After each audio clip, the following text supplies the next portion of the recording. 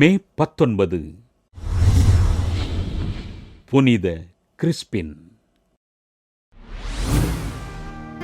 Italy நாட்டிலுள்ள விட்டர்போவில் வாழ்ந்த Ubald மார்ஷா பெற்றோருக்கு கிபி 1668 ஆண்டு நவம்பர் 13 பிறந்தார் கிறிஸ்பின்.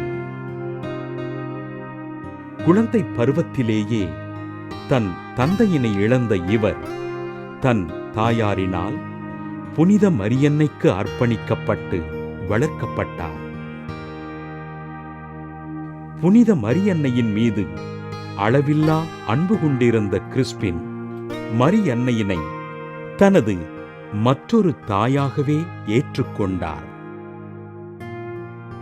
இயேசு சபையின் கல்லூரியில் பயின்ற இவர் தன் மாமாவுடன் இணைந்து செருப்பு தைக்கின்ற பணியினை செய்தார். தன் 25வது வயதில் குருவாக விருப்பம் கொண்ட கிறிஸ்பின் கிபி 1693 ஆண்டு ஜூலை 22 கப்புச்சின் சபையில் சேர்ந்து குருவானார்.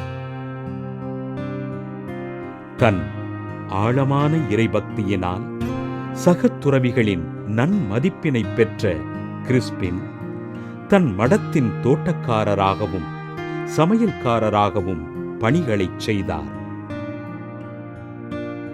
எளிய மக்களுக்கு உதவிகள் செய்து ஆண்டவரை அறிவித்த கிறிஸ்பின் கிபி 1750 ஆண்டு மே 19 இறைவனடி சேர்ந்தார்.